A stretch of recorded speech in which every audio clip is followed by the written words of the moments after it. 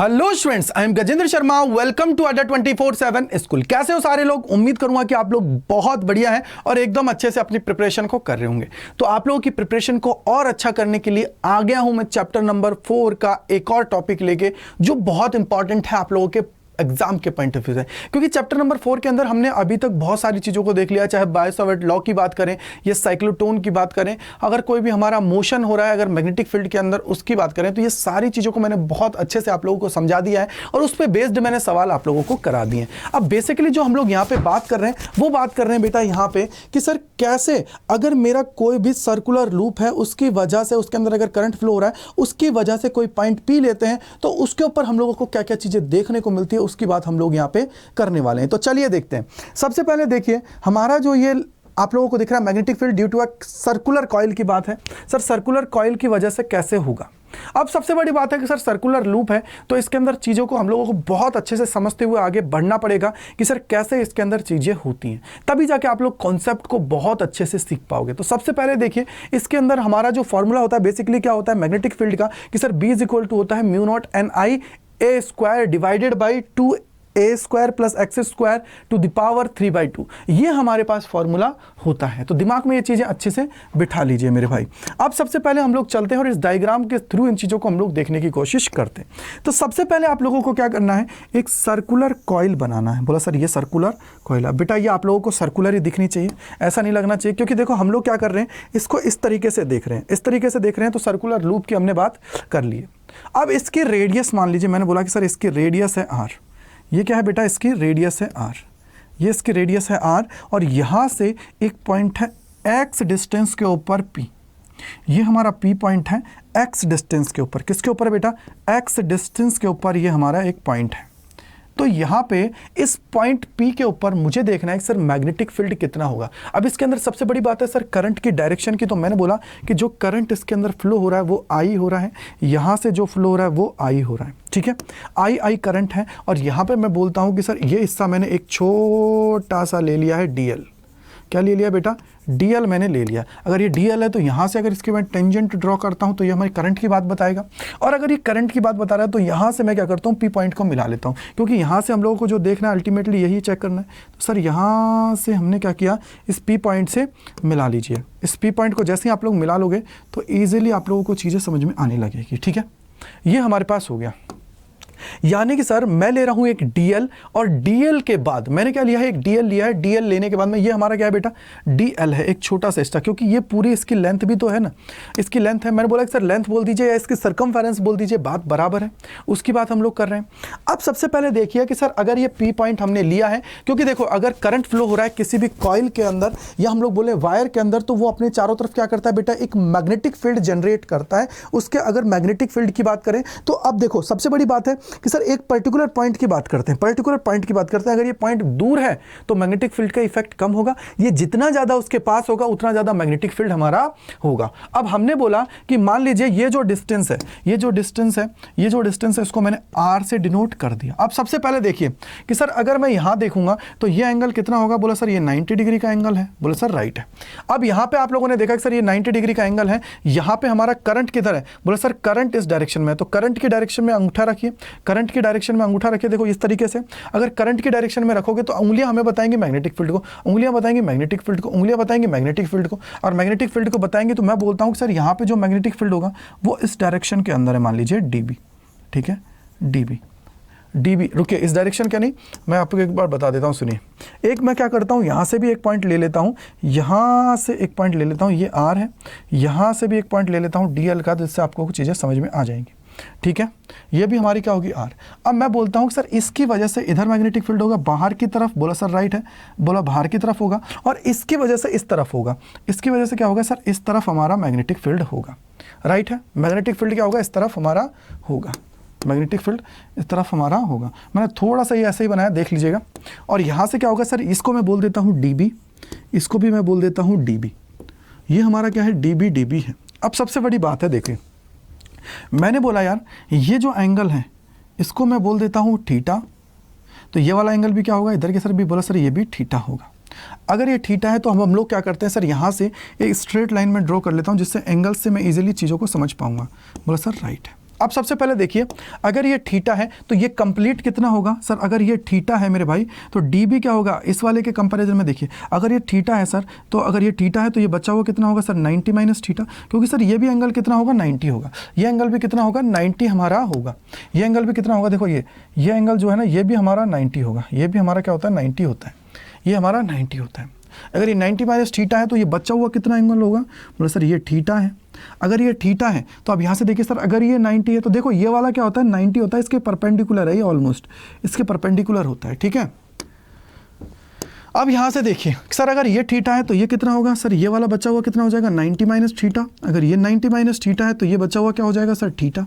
बोलो राइट है या नहीं है? ये हमारा क्या हो जाएगा सर? थीटा हमारा हो जाएगा। बोलो समझ में आई नहीं आई? जल्दी से मुझे एक बार बताओ, ये हमारा क्या हो जाएगा? थीटा हमारा हो जाएगा।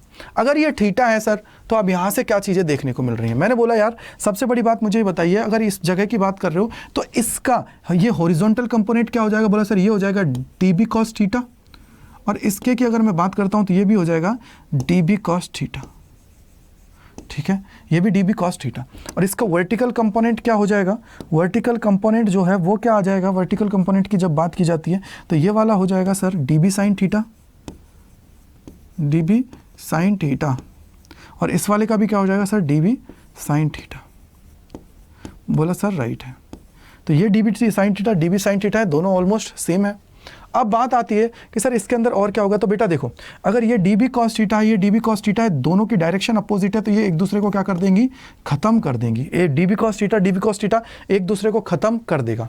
अब सबसे बड़ी बात है आपको जो याद रखनी है वो ये है कि सर कैसे इन चीज़ों को हम लोगों को देखना है, कैसे मुझे समझना है, कैसे मैं इसको समझ पाऊंगा। तो मुझे एक चीज़ समझाओगे आप लोग? बोला सर क्या समझाएं? मैंने बोला कि यार एक चीज़ खुद देखना। मैंने बोला क्या कि अगर ये आर है तो ये क्या हो जाएगा sir? Under root R square plus वो under root R square plus x square. बोलो सर राइट है। आप सबसे पहले एक चीज़ मुझे समझाओगे? मैंने बोला कि सर अगर ये R square plus x square है, क्यों बोला? क्योंकि सर ये राइट एंगल ट्राइंगल बन रहा है 90 डिग्री पे।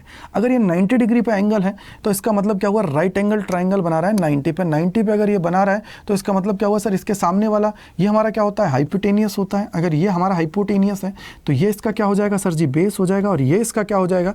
परपेंडिकुलर हमारा हो जाएगा। ये हमारा क्या हो जाएगा? इसका परपेंडिकुलर हमारा हो जाएगा। अब सबसे बड़ी बात है कि सर अगर मुझे यहाँ पे dB निकालना है तो dB कितना हो जाएगा? सबसे बड़ी बात यही है कि सर dB कितना होगा। तो बेटा आप लोगों को पता है अकॉर्डिंग टू किसके? बायो सावर्ट लॉ dB कितना होता है sir? dB is equal to हो जाता है mu naught divided by 4 pi I D l sine theta. Sine theta है, इसको ये थीटा है तो मैं इसको फाई मान लेता हूँ थोड़ी देर के लिए इसको, या फिर इसको ऐसा करो ये फाई मान लो, क्योंकि जिससे थीटा आपको कन्फ्यूजन नहीं हो। थीटा अगर ये थीटा है तो इसको भी फाई मान लो, इसको भी फाई, इसको भी फाई और इसको भी फाई। क्यों बोला? क्योंकि उसके पीछे का रीज़न ये है कि क्योंकि ये एंगल हमारा किसके बीच में? आई और डी एल के बीच में, और आई और डी एल के बीच में 90 है, तो इसलिए आपको कन्फ्यूजन ना हो।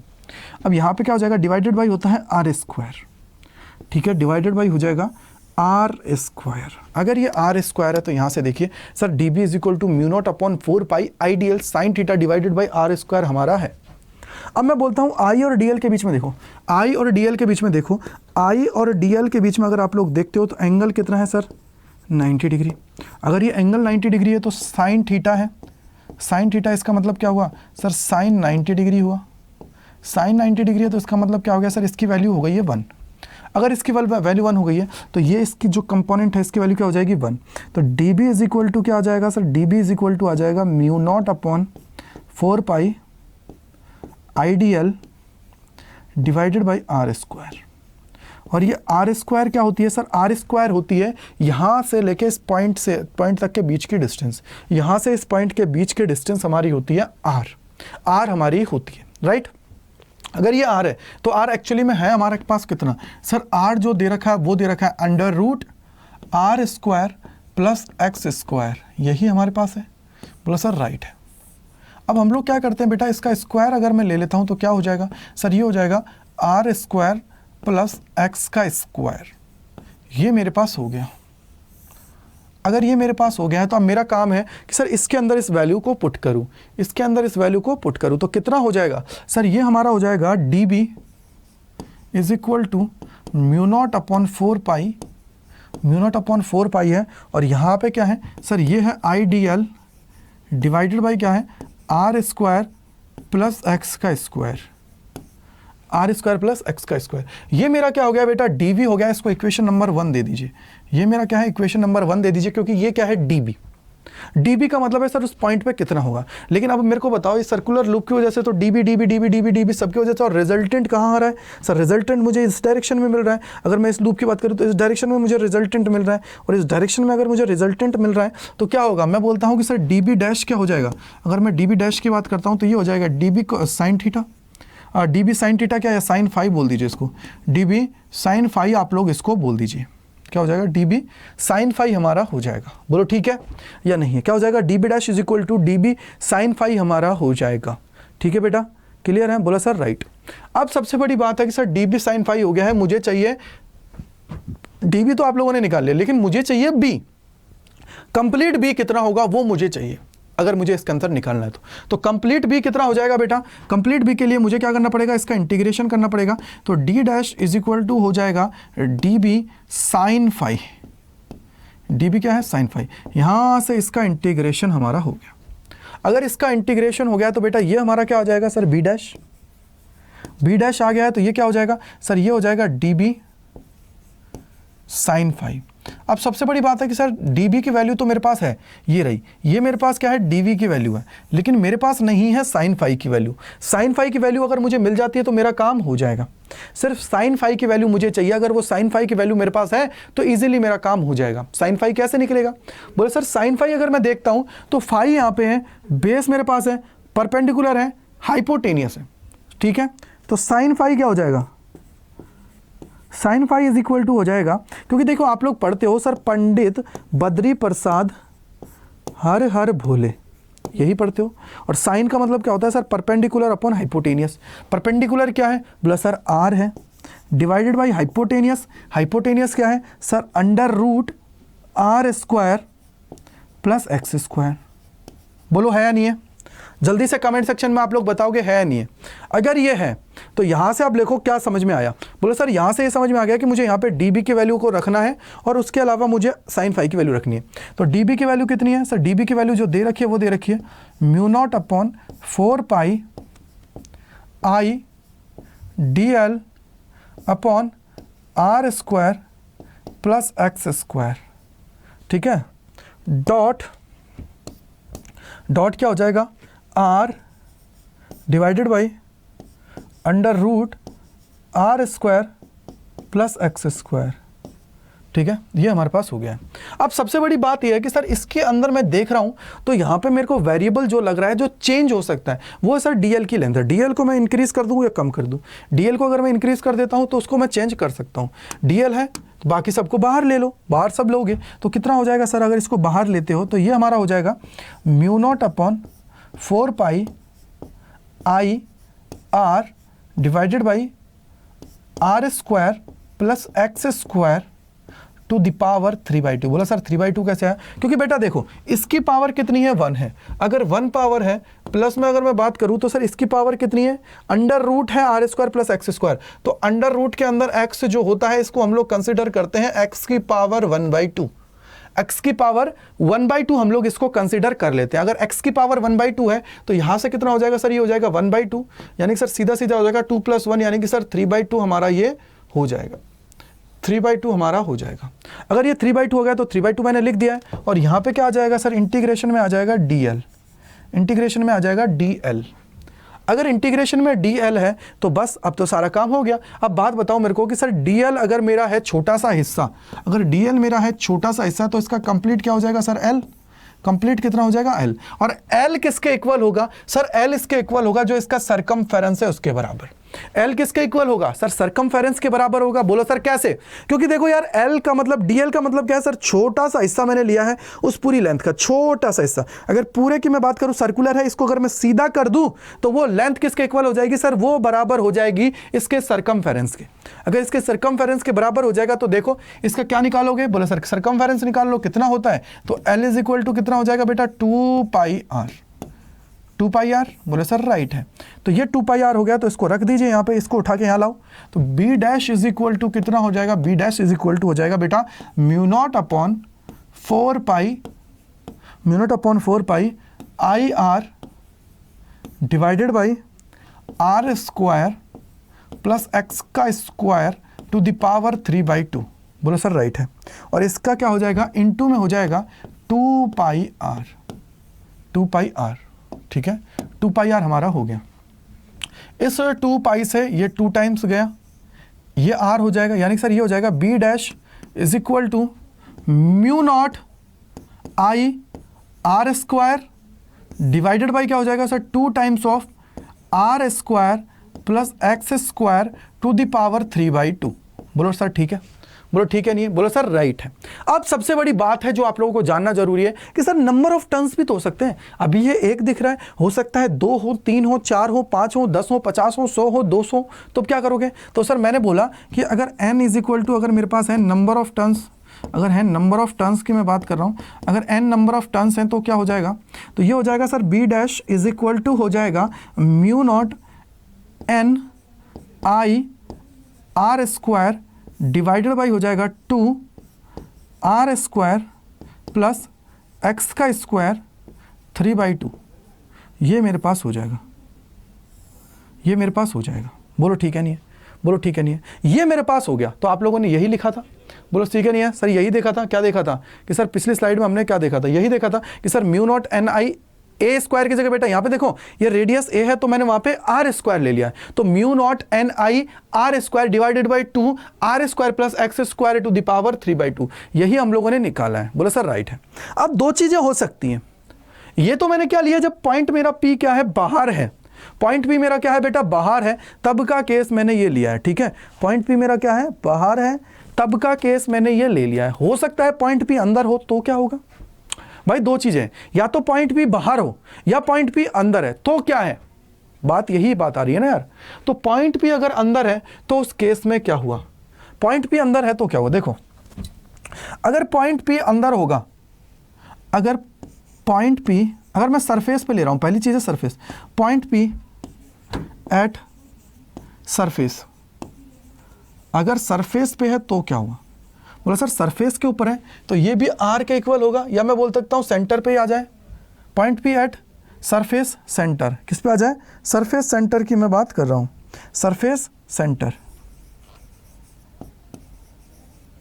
सरफेस सेंटर बोल दीजिए, सेंटर बोलिए, इसको सरफेस सेंटर नहीं, एक काम करते हैं सेंटर बोलते हैं, एट सेंटर ओ।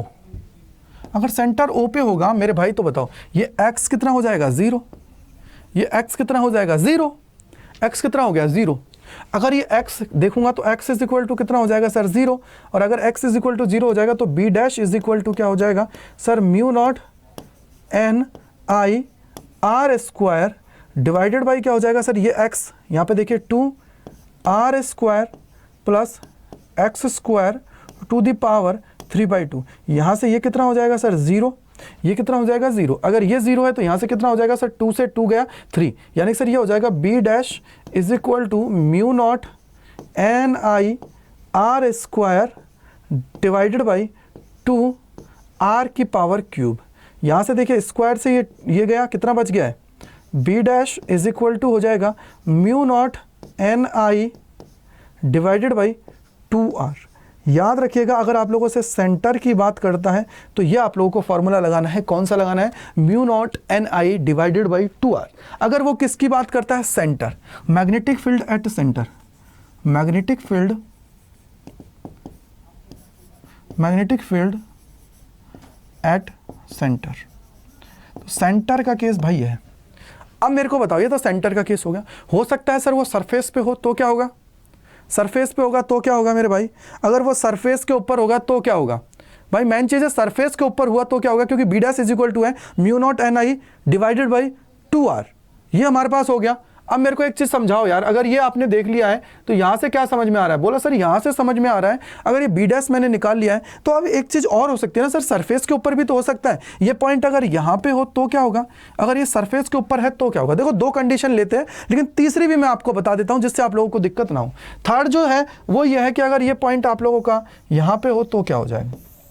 अगर मैं बात कर रहा हूं यहां पे, देखो थोड़ा सा मेरे को एक चीज बताओ, देखो थोड़ा सा सोचो, अगर ये पॉइंट है सरफेस के ऊपर है तो क्या होगा, अगर ये सरफेस का इक्वल है तो आर इज इक्वल टू कितना हो जाएगा एक्स, या मैं बोल सकता हूँ एक्स इज इक्वल टू कितना हो जाएगा आर। ये अगर आ गया एक्स इज इक्वल टू क्या हो जाएगा आर, अगर x is equal to R हो जाएगा तो बेटा ये क्या हो जाएगा sir B dash is equal to क्या हो जाएगा mu naught N I R square divided by कितना हो जाएगा सर 2, और ये हो जाएगा R square plus R square to the power 3/2।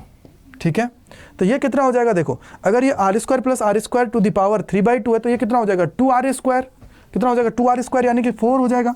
तो b dash is equal to क्या हो जाएगा sir mu naught N I R square divided by कितना हो जाएगा भाई, डिवाइडेड बाई हो जाएगा 2 यानी कि सर 2 और 2 कितना हो जाएगा सर 4, 2 और 2 4, 4r स्क्वायर है, आर स्क्वायर क्यूब हो जाएगा, 4r क्यूब हो जाएगा, इससे कैंसिल आउट करोगे 2 आ जाएगा, यानी कि sir B dash is equal to आ जाएगा mu naught N I divided by 4r।